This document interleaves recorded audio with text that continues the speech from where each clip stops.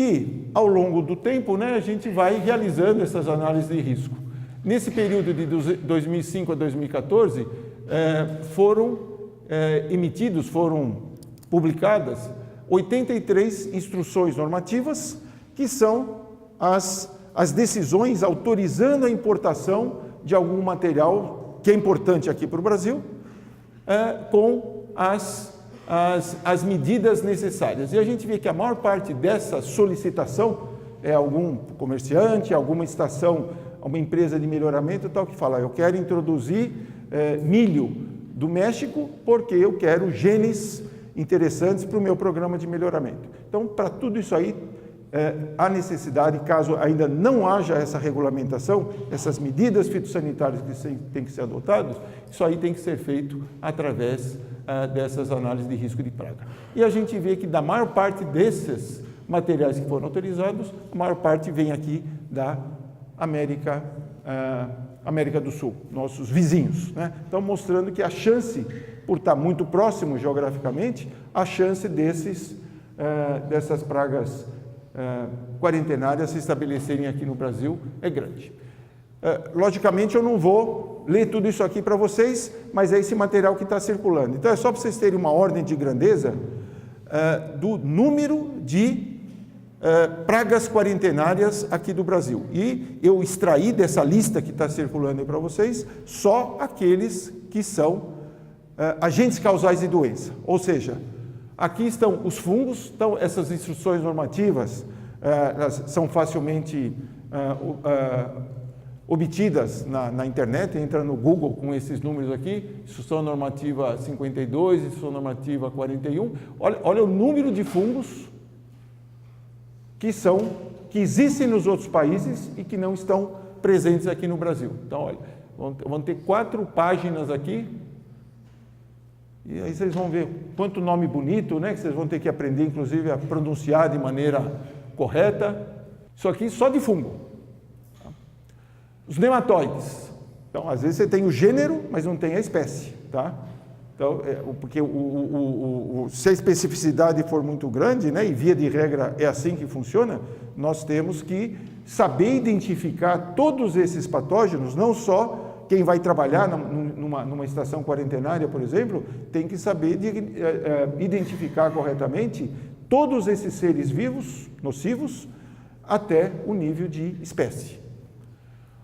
Procariontes, que envolve aqui as bactérias e os fitoplasmas. Mais uma ampla relação. Vírus e viroides. Aí o professor Jorge vai gostar muito, né, de todos esses daí. E outra coisa importante, né, essas listas, elas podem ser aprimoradas a qualquer momento. Que no momento em que um patógeno novo entrar e se estabelecer, ela tem que ser retirada dessa lista. Vamos pegar aqui um caso. Vamos ver se tem aqui um caso que, por exemplo, ó,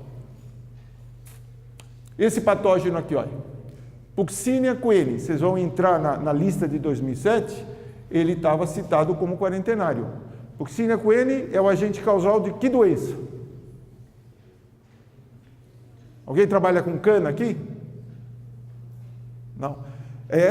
Nós vamos citar aqui mais para frente, é a ferrugem alaranjada da cana. Então, quando foi publicado isso, em 2007, ele era quarentenário, mas em 2009 ele surgiu no Brasil. Então, saiu uma outra instrução normativa em 2013, só em 2013, ele entrou em 2009, foi estabelecido aqui.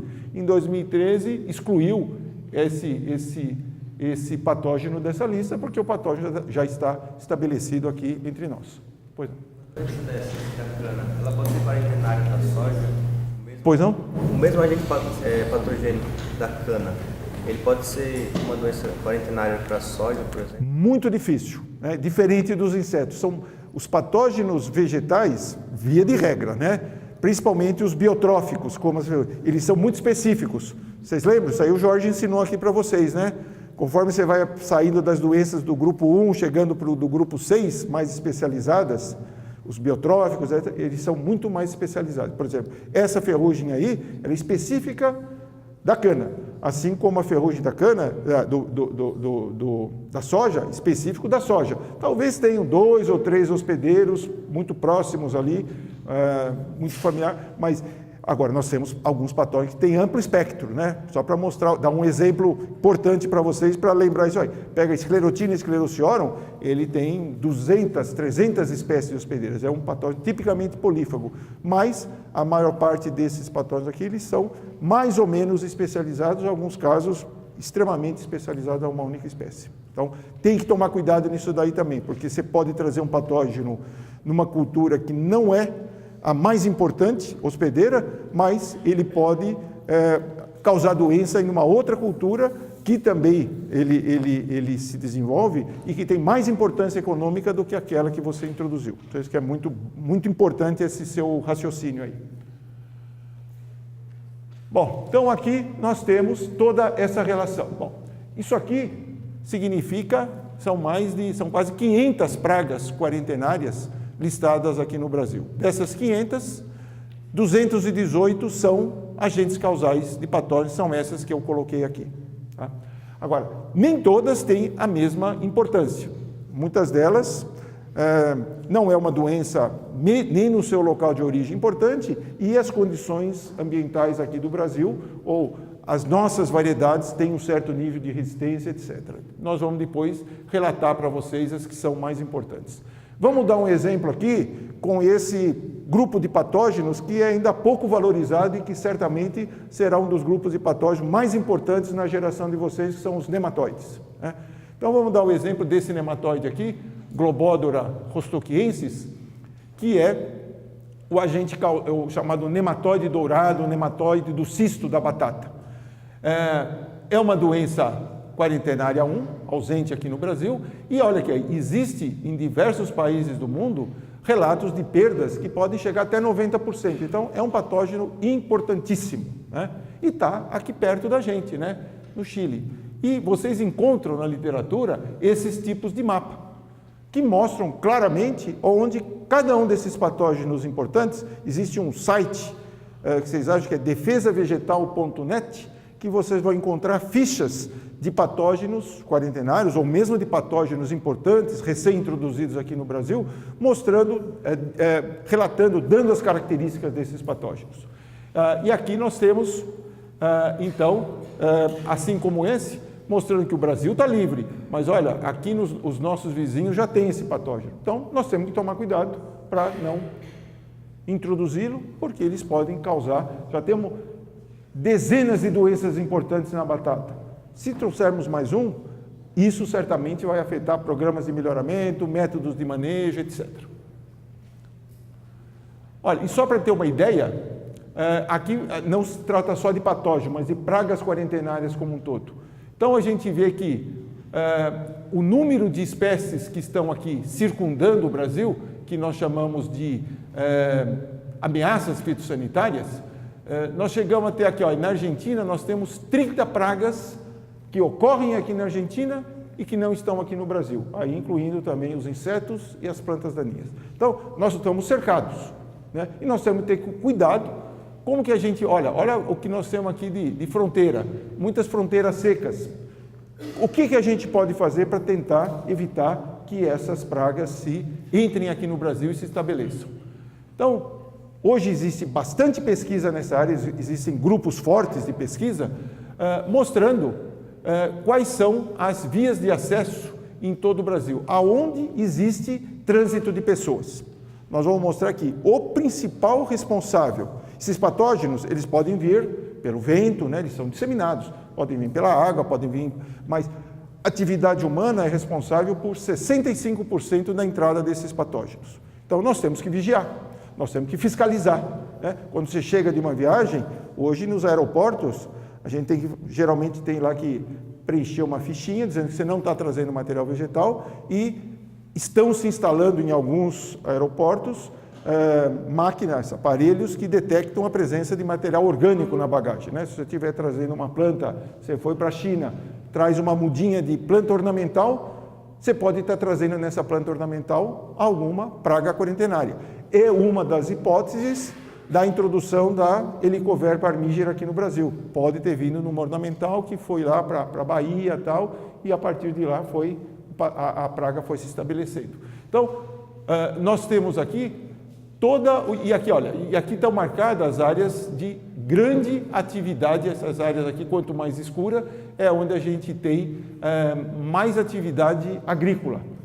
Então, são as áreas mais vulneráveis. E nós temos, então, além das nossas fronteiras, nós temos aeroportos que também possibilitam a entrada desses patógenos. Então, nós temos 364 vias de ingresso, que são essas estradas, esses riozinhos tal, ao longo de toda a fronteira. Nós temos 519 aeroportos, desde aeroportos grandes até pequenos aeroportos, onde se faz, onde se pratica atos lícitos e ilícitos, né? E esses patógenos, eles não vêm só através de atos lícitos. Pistas de pouso, tal, onde se faz, inclusive, aplicar pulverização aérea, tal, né? Existem essas três, são mais de 15 mil quilômetros, 15 mil quilômetros de, não é milhão aqui não, viu? É 15 mil quilômetros de fronteiras aqui no Brasil. A gente tem que tomar conta de tudo isso daí, né?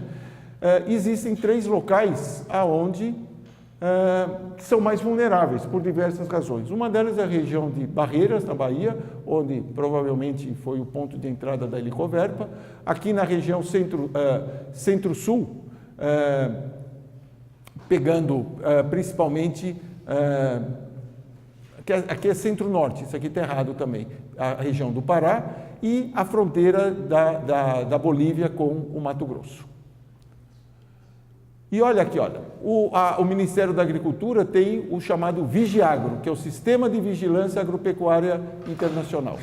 Então, eles têm algum tipo de vigilância, esses pontinhos vermelhos são as fiscalizações agrícolas nas nossas fronteiras secas. Nós temos em azul as aduanas especiais, principalmente em portos e aeroportos, né? Envolvendo aqui então esses 2 mais escuros, e temos os aeroportos internacionais onde tem vigilância. Mas o número de fiscais que nós temos no Ministério da Agricultura é muito reduzido e muitas vezes não adequadamente preparados para fazer a diagnose e a detecção, porque muitas vezes não tem equipamento nenhum. A avaliação que eles fazem é muito mais na observação de sintomas, e a gente sabe que muitos patógenos eles entram sem mostrar sintoma nenhum. Então, daí a dificuldade de fazer essa detecção adequada. Bem, e quais são os métodos utilizados para manejar? Vocês lembram que as doenças, as medidas de doença, a gente classifica pelos princípios e pelos métodos, né? São 2 maneiras diferentes de se organizar as medidas de manejo de doença. Nós já falamos que em princípios, o princípio mais importante aqui é a exclusão.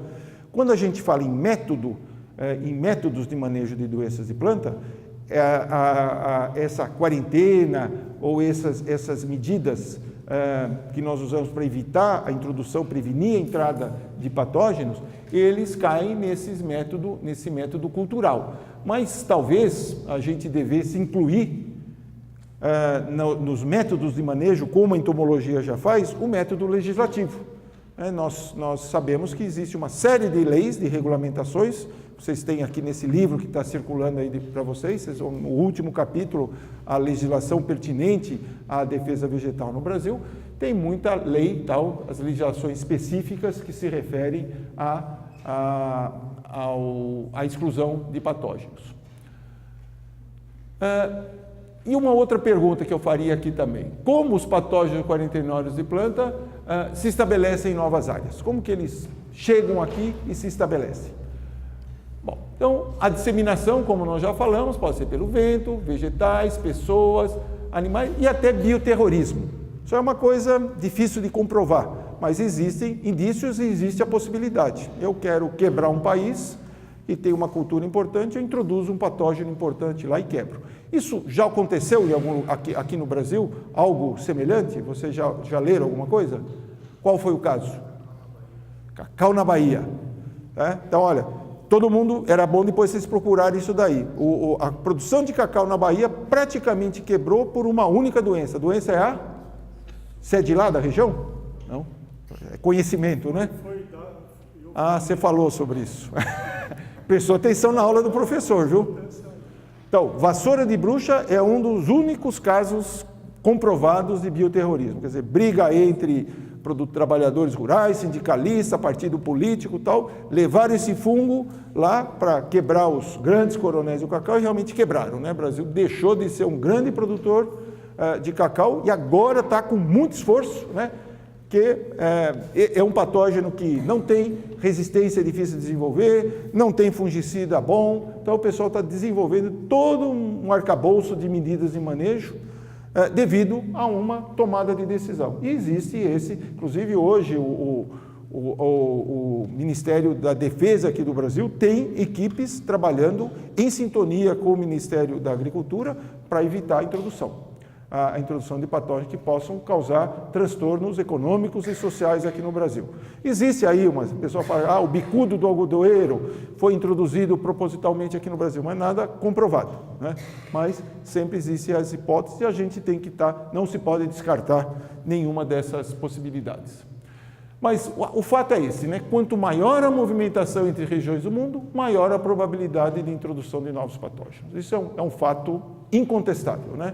Se tem mais trânsito, a chance de, maneira voluntária ou involuntária, se introduzir patógenos é maior. Existe a hipótese de que o nematóide do cisto da soja tenha sido introduzido no Brasil através de aves migratórias, que trazem esse nematóide no seu aparelho digestivo e esse cisto ele é tão resistente que pode se manter viável quando essas aves migratórias defecam ali na região onde tem a cultura e o nematóide pode se estabelecer. Então, todos esses aspectos. Então, para que esse processo chamado de invasão biológica ocorra, tem que ter o transporte, de alguma maneira, né? Inclusive por insetos vetores, ele tem que se estabelecer, quer dizer, ele tem que encontrar o seu ou os seus hospedeiros e começar a se desenvolver,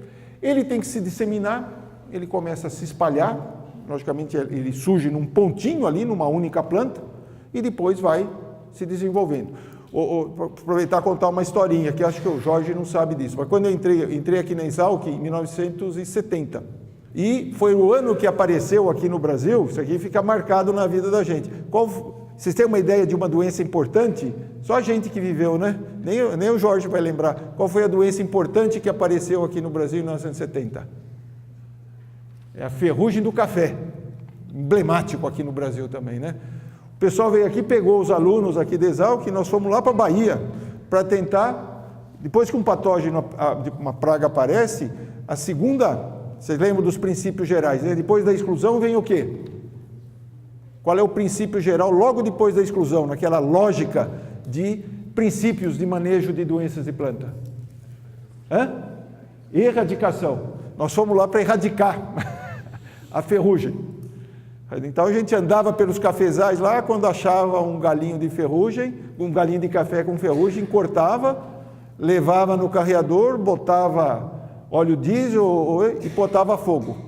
Logicamente não deu certo, né? É um patógeno que facilmente levado pelo veneno. Na hora que você ia lá, ia cortar isso aí com o máximo cuidado, né? Recobria o galho com plástico, milhões de esporos já estavam sendo disseminados. Quer dizer, no ano seguinte, a ferrugem já estava estabelecida em todos os locais onde tinha café, já tinha, e se o ambiente estivesse favorável, o patógeno já estava lá também. Bom, então ela se dissemina e aqui vai causar o impacto, vai causar dano. Né? Há umas que vão causar mais dano, outras que vão causar menos dano.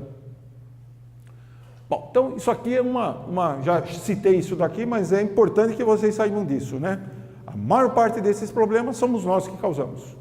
Por ignorância, por desleixo, por não conhecer, achar que não é bem verdade o que se fala aqui na escola, tal, né? Mas é importante que a gente atue, inclusive fazendo essa educação ambiental, essa educação geral aí de civismo, para evitar que esses problemas se perpetuem, né? Isso aqui eu já comentei para vocês, né? Essa lista que está passando aí para vocês, tem 218 patógenos considerados quarentenários A1, entre cerca de 500 pragas, incluindo aí os insetos e as plantas daninhas, né? Isso aí é reduzido, né? Por quê? Porque ao longo desses últimos anos, nos últimos 100 anos, estima-se que pelo menos 100 novas pragas, aqui falando de uma maneira geral, né? Eu não consegui números específicos para doenças, foram introduzidas, se estabeleceram aqui no Brasil. E nos últimos 10 anos, 35 pragas novas, né? Os exemplos aí, helicoverpa, pegando, né, um fungo, helicoverpa, um inseto, a ferrugem asiática da soja, o nematóide do cisto da soja. Vírus deve ter entrado algum, né, nesses últimos 10 anos, importante? Enquanto aqui nós interceptamos sim. Sim, interceptaram, mas não que se estabeleceram e se tornaram problemáticos. Então, você vê que, como a ciência é maravilhosa, né? Saber toda essa intricação que tem, né? As hipóteses. Então, a gente trabalha com hipótese e tenta, às vezes, até comprovar isso aí para evitar que esse erro se repita. Mas, então, é muita coisa que está se estabelecendo aqui novo aqui no Brasil, né? E aqui um pequeno histórico, né? Para também não ficar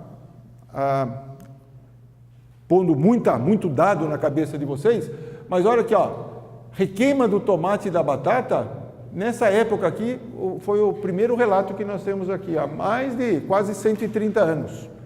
Coisa que, vocês lembram? Essa doença aqui é emblemática, né? Quando que houve a epidemia de requeima na Irlanda, que matou 2 milhões de pessoas? Que ano foi? Mais ou menos. 1850, né? Aquela grande epidemia lá. Poucos anos depois, o patógeno apareceu aqui. Também começou a causar problema. Daí vem mosaico da cana, só para vocês se acostumarem com algumas doenças que são consideradas impactantes. Mal do Panamá da banana, tristeza dos citros, carvão da cana, cancro cítrico, ferrugem do café, que eu acabei de contar a historinha. Para cada doença dessa aqui, inclusive no manual, muitas delas, tem a historinha de como que ela foi constatada. Tal. Essa aqui é importante, viu? Porque essa aqui, a história relata Piracicaba. Foi o primeiro relato do Fusarium oxysporum forma specialis cubense, causando doença em banana, e é esse patógeno que fez com que praticamente não tivéssemos mais banana-maçã no mercado hoje, porque esse grupo maçã é extremamente suscetível a essa doença.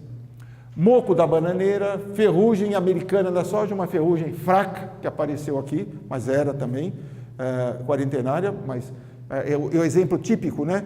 Essa ferrugem americana, a Copsa meibione, ela não pegou, ela não causou impacto.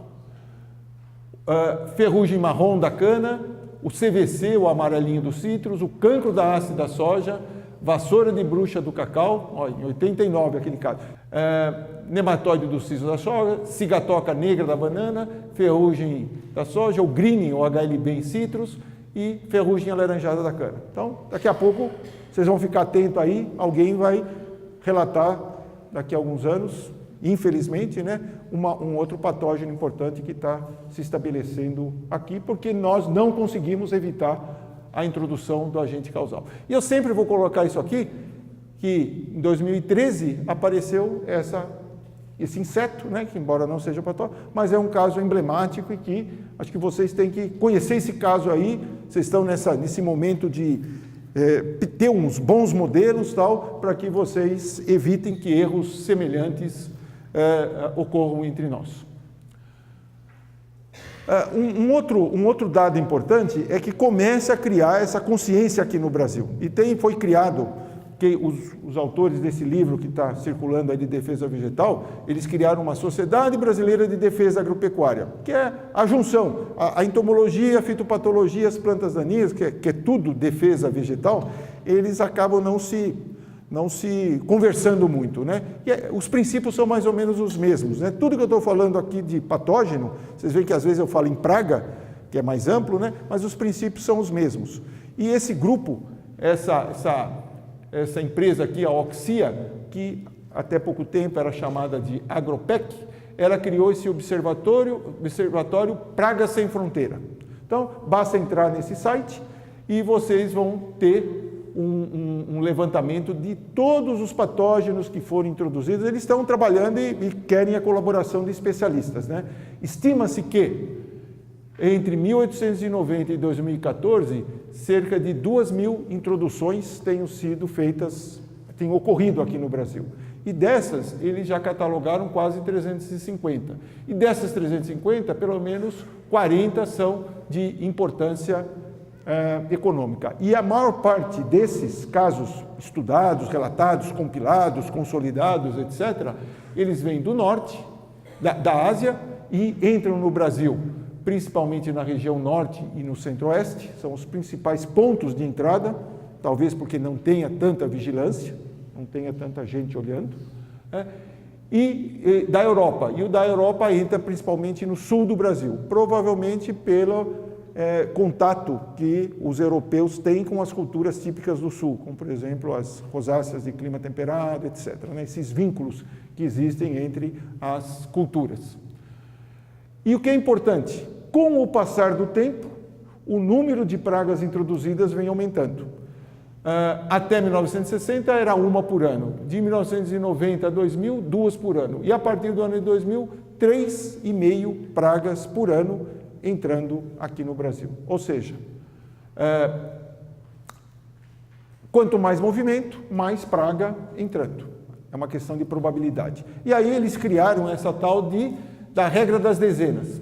De cada 100 espécies que chegam a algum novo local, 10 se estabelecem e uma se torna muito importante.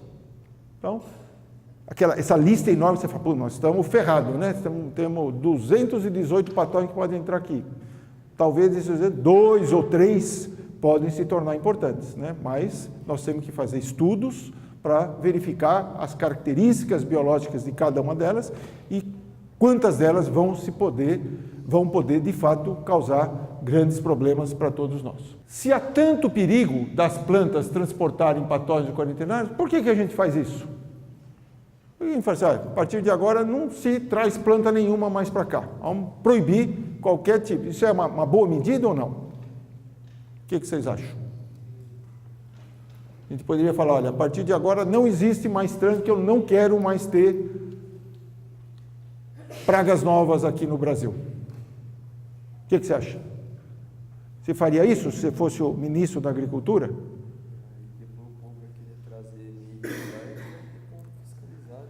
Aí talvez seja pior, né?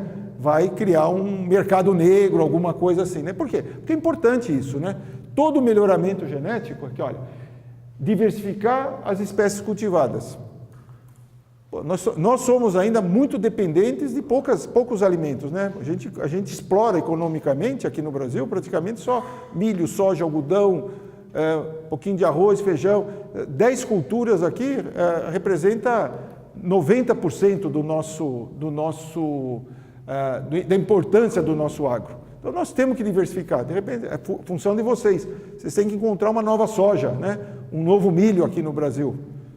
Quando eu me formei, eu falei, soja era planta de japonês, né? Era salada. Hoje está nessa maravilha. Será que a gente não vai encontrar outra? Isso aí é só através da introdução de alguma espécie e o seu melhoramento aqui no Brasil que a gente vai conseguir isso. Então, tem que diversificar. Ampliar a base genética. As empresas estão sempre querendo produzir material melhor e nós vamos buscar o germoplasma nas fontes, nos centros de origem. É lá que tem a diversidade genética que eu vou introduzir genes que tenham maior potencial de produtividade, resistência a pragas, maior adaptação a fotoperíodo, etc. Então, é importante esse trânsito de materiais. Atender o mercado, né? A gente aqui começa a consumir alimentos que não são produzidos aqui, o kiwi, essas frutas mais estranhas, né, mais exóticas, etc. Então, é um desejo.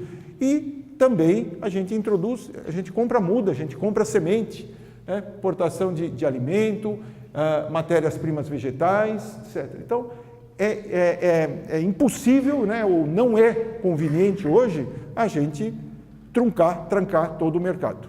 E não é só mercado de vegetais, são dos seus produtos também. Por exemplo, a nossa clínica a nossa clínica fitopatológica aqui faz análise rotineira de substrato.